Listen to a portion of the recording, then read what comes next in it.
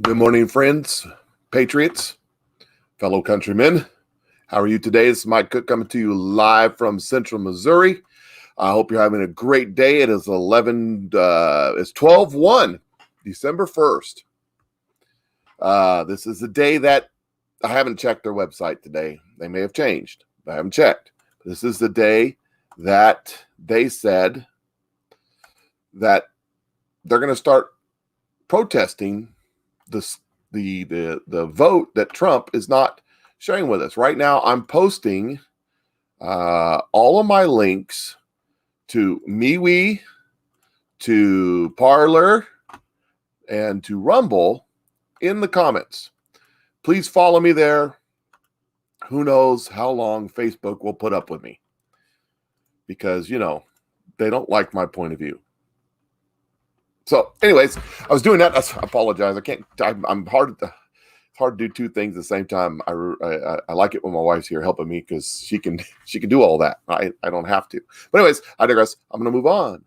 Let's get over to it. Let's get to it. We got a whole lot going on. The first thing that I want to talk about today, the first thing that I want to bring up is that I talked about the other day in my video that stuff that happened over in Germany, and Facebook didn't appreciate it. They fact-checked me again. Now, they fact-checked me on Louis Gohmert, and look, let me just pull this up.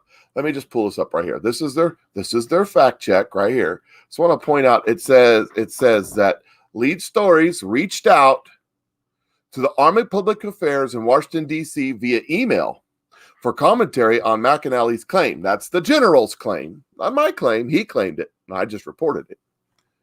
We received back a call from a spokesperson who spoke under the condition of being identified as such, meaning this person that they talked to didn't say who they were, won't say they're unnamed sources. These allegations are false. So Facebook is fact-checking General McAnally, General Flynn, Sidney Powell, who says she has the server, sitting Congressman Louis Gohmert, I don't remember if Rudy Giuliani said or not, but he sure did smile when Sidney Powell said she had it. With unnamed sources. You got to do better than that, Facebook. If you want to fact check something, you need more than unnamed sources. I've named my sources where I got my information from, and you know what? They may be wrong. They may not be telling the truth. I don't know. They said it. I reported it. You decide. How about that? But that kind of sounds like a motto of a TV station that they don't use anymore. I wonder why. Anyways, I'm moving on. Just wanted to bring that up, that I've been fact-checked. Another badge of honor. Strike. That's 2 for me. So I like it. That's cool. Somebody's paying attention. Awesome for me. I'm going to take this off if someone starts messing with me. Okay. So I got a whole bunch happening here. And let's see. Where do I want to start? I go through and the stuff comes so fast right now. It's amazing how much each individual talkie, I could talk for 45 minutes on each individual thing that I'm going to lay out here. But I'm just going to lay them out quick. You're probably going to have to, we live in a time when all the information on the planet is at your fingertips. And yet we ignore it. We get these people that are jumping on saying that I don't know what I'm talking about, a whole bunch of crap, blah, blah, blah. And you ask them, well, stop watching Fox News and CNN and start doing some digging for yourself. I don't watch the news. Where do you get your information? Oh, I listen to Top 40 radio. Oh, so the DJ at the Top 40 radio station, local town where you live, said it wasn't true. So must not be true. Anyways, I'm just saying, we live in a time and a place where the information of all the information on the planet is at your fingertips if you're willing to look. The problem is, if you Google it, you got to go like 15 pages to get to the truth. The rest of it's all propaganda. There's always DuckDuckGo, but who knows if that's legit. There's several other ways to research stuff. You could go to the library and actually read a book. What a concept. Anyways, moving on. So let me get to some of the meat of what's going on here. I just want to talk about there's so much happening right now. And I'm trying to get this in the proper order so that it makes sense to you. But So I'm going to go back to this guy here. This is Rothenbrand, 1776, name's Murray. Reason I bring this guy's stuff up on a regular basis because he talks about the things that are happening. He puts it pretty concise and a nice thread to make it easy to understand. But anyways, this is breaking. Phil Klein, former Kansas City Attorney General and current director of the Amstead Project, who already has suits in 6 states discussing the Arizona certification. The certification and the laws merely validate the fraud. Those laws were written at a time that they didn't contemplate the use of these machines, and they didn't contemplate these ballot drop boxes with hundreds of thousands of ballots pouring in without a chain of custody. Chain of custody is so important. So these laws are not fashioned to handle what we had this year, which was an unprecedented election, as you know, funded by one of the corporate oligarchs, Mark Zuckerberg. Tomorrow, we're going to release additional evidence that the FBI has already expressed interest in. Let's see how far that goes. And that is far-reaching, affecting each one of these swing states and how this election was conducted. So that's breaking here real quick. There's a whole bunch of stuff happening. I'm going to kind of run through this. I've got several things I want to talk about. I got a couple videos I want to show. You know, in regards to I stumbled on something here the other day. So to get my mind off of this and kind of take a break from it when I'm not looking up this kind of stuff, I've been rewatching The Last Ship. Do you guys remember the show The Last Ship? Yeah, it's a pretty good show. It's entertaining. I'm into, shoot 'em up military, shows like that. I like that kind of stuff. That entertains me. It's entertainment. That's all it is. But I think it's season 2 or season 3. I don't remember which. Season 2, about 4 or 5 episodes in, there's this picture. This is a screenshot of my TV. They're all wearing masks. They're social distancing. This was in 2015.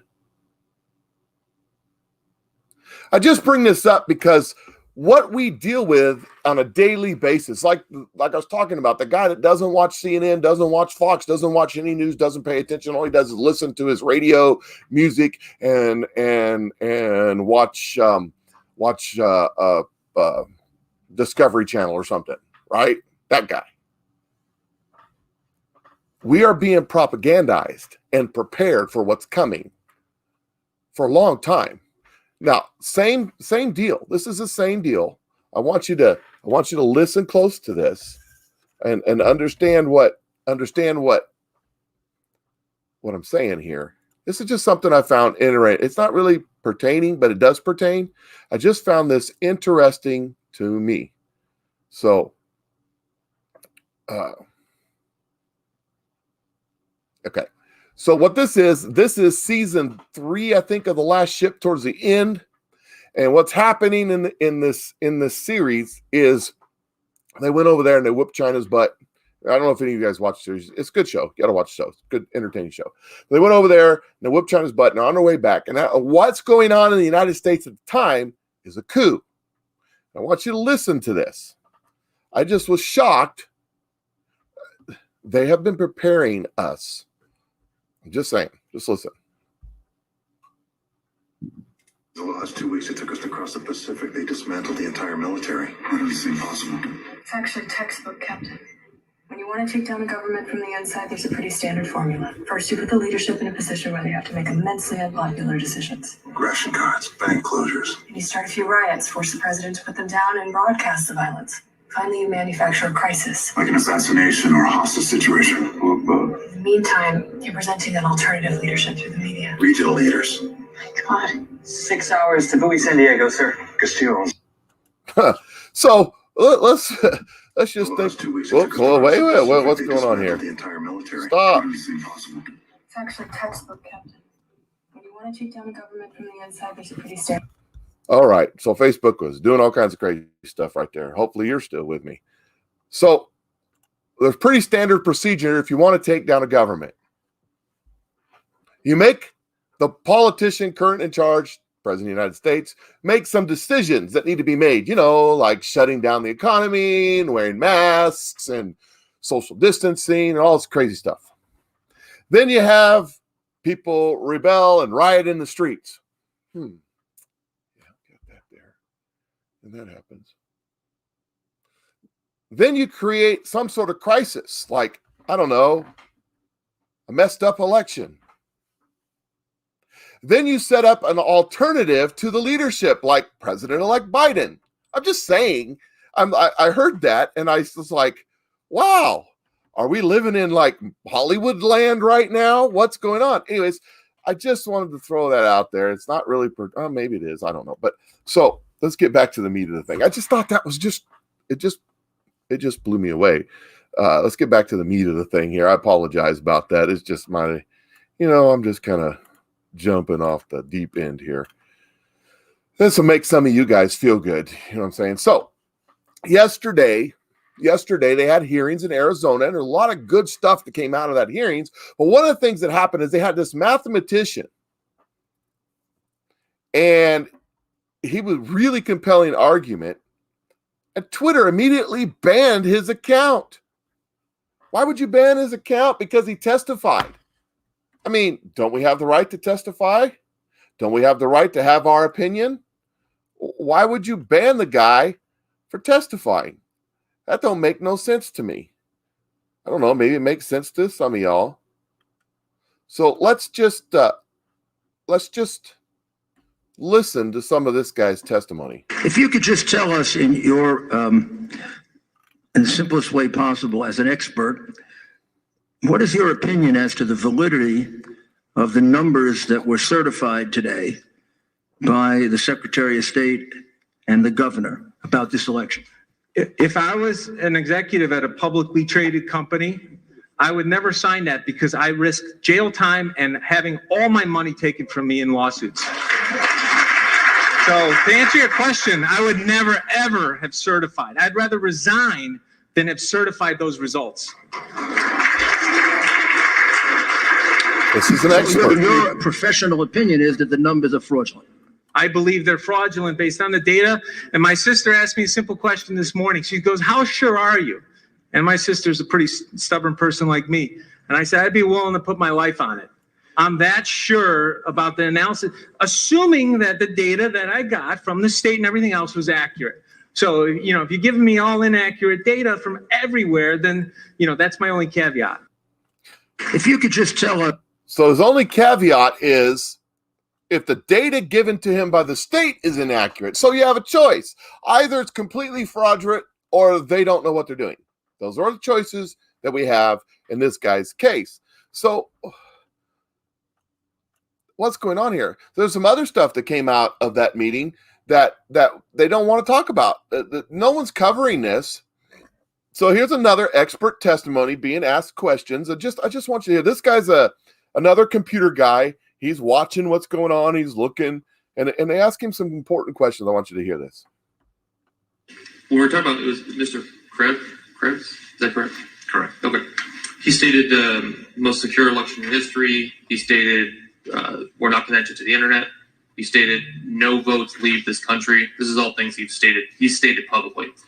Okay, let me pause that right there. He's talking about the Secretary of State of Arizona saying that this was they're clean and pure as a wind-driven stove. There was no fraud, no nothing. They're not connected to the internet. Nothing left. Now, listen to what this guy's answer is.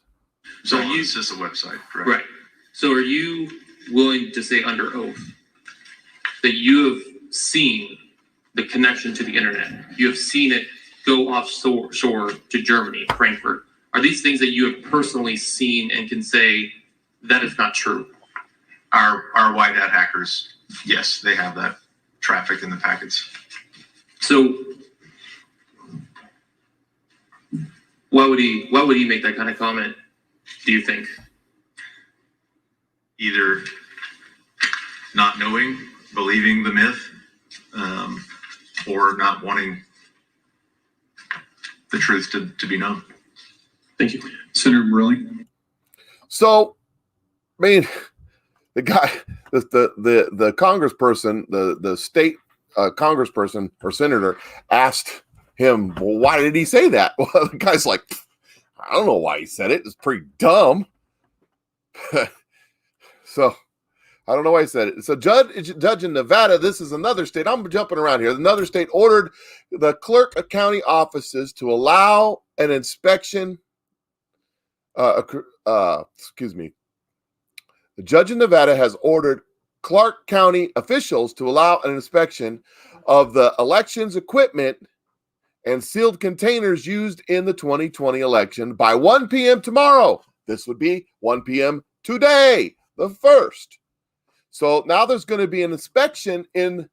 So now what we got going on? We got Pennsylvania, whose legislature is now attempting to wrestle back their authority under the Constitution. We have Arizona, where their legislator is trying to pull back, and now we have judges creating orders where they can seize the equipment and the paperwork and documents used in the election in Nevada to get to some real hard evidence of what in the hell is going on around here. That's what's happening there. So let's see.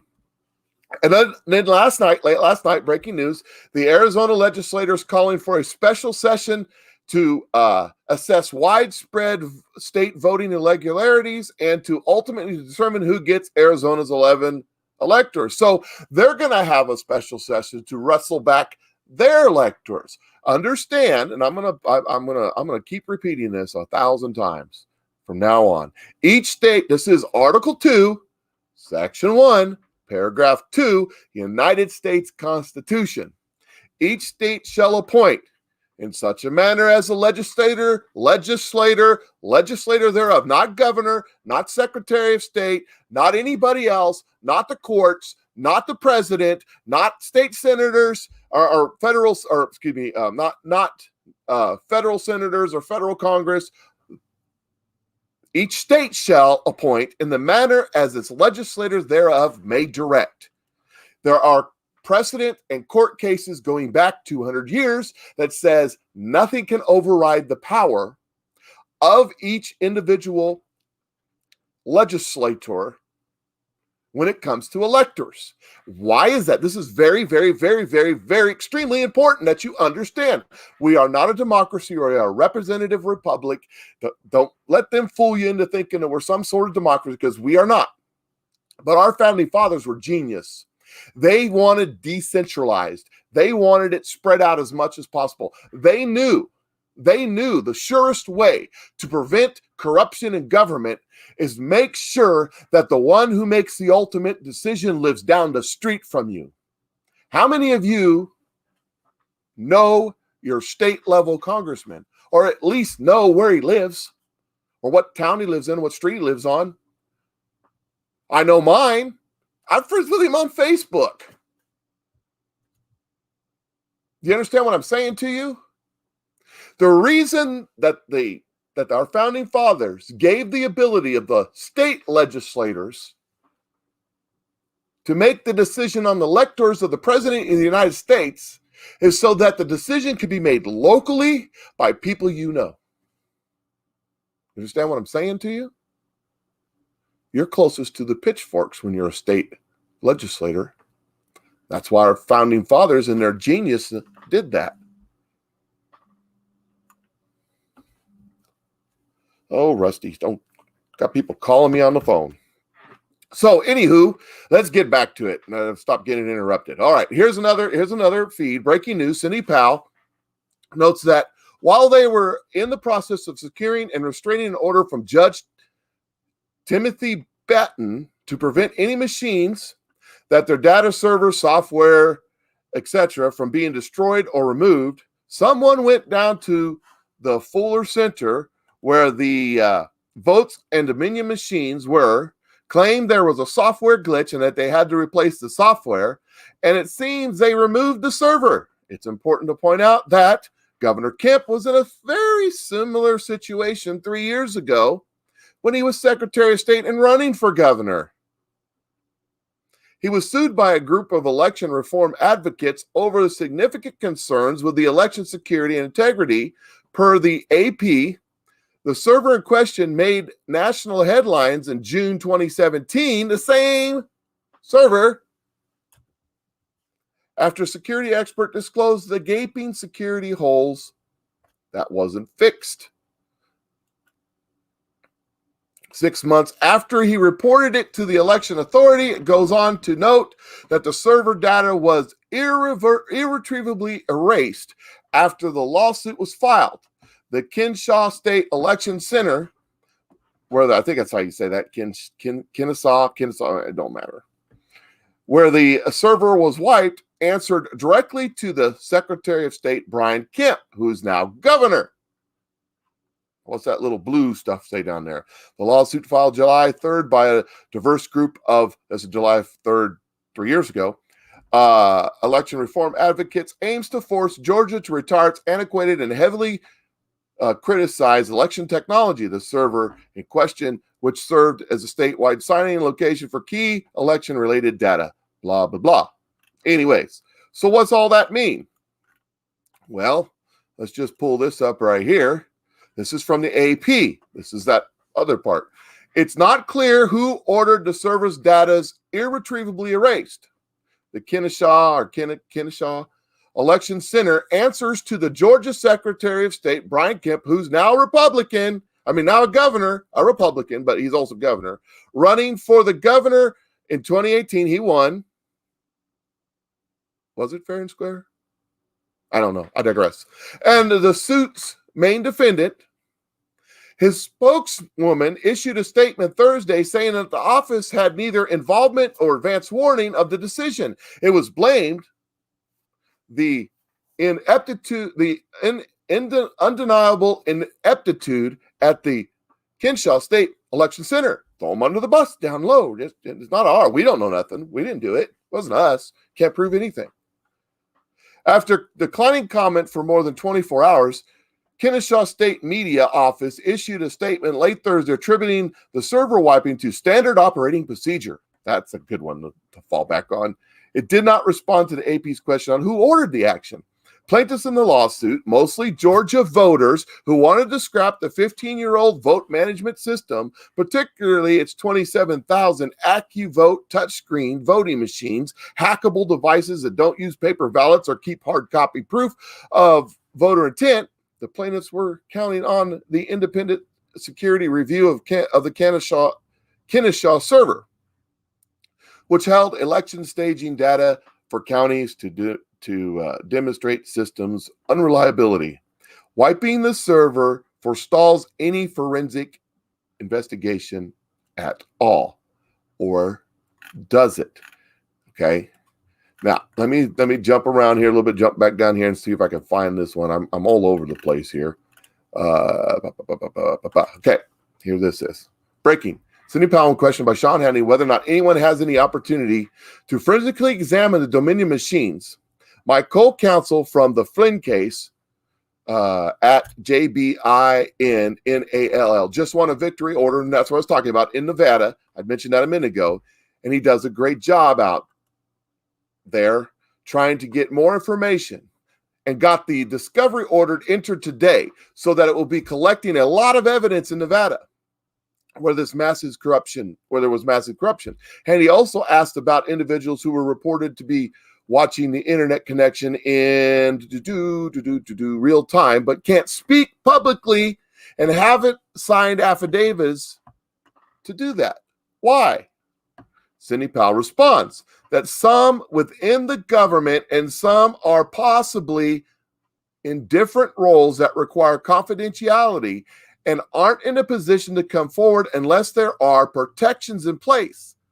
That's something the government needs to give them if they want to get to the truth of all the matters with which we are gathering more evidence every day. Then Sidney Powell drops this bomb. Boom.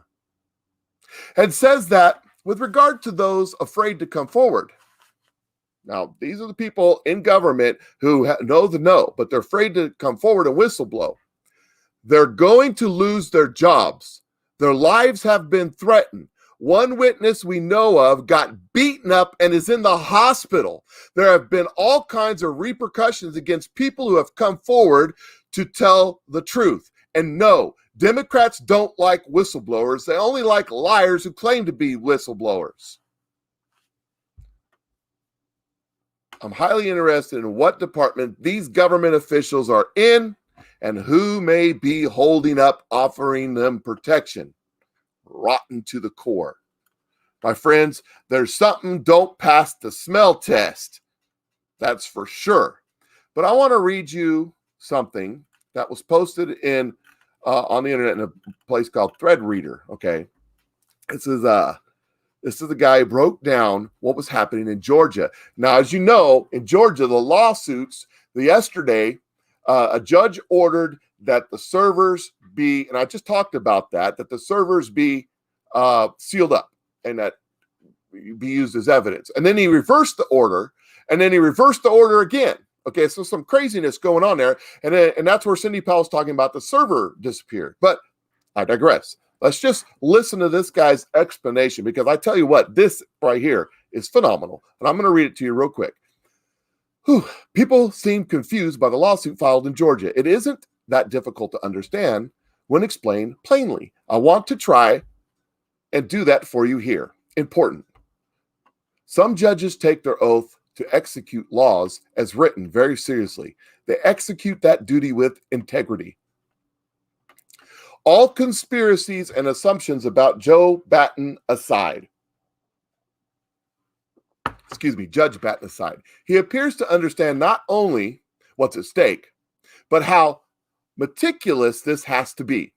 He was correct in reversing the original decision based on jurisdiction, with the understanding that the plaintiff did not name the election officials being brought in as parties for the purpose of discovery, gathering evidence. The question of possession of authority comes into play. Election authority comes down to counties. These counties technically have possession of the evidence. In order to rule on judgment against them for the purpose of discovery, they would have to be named in the lawsuit. In essence, the judge has no authority over these county officials because they weren't physically named by law. That is his duty. Don't be mad. He actually paved a way. By citing Jacobson versus Florida Secretary of State, he showed us the flaw in the suit and showed us how to implement change for the future to include every official. Excuse me, I just lost it. There we go. Every official top to bottom who's involved in the election. This should be included in Dominion officials. This should also include Dominion officials who are in each state. The best part of the law of this latest order is the fact that the Judge Batten actually backed the defendants into a corner.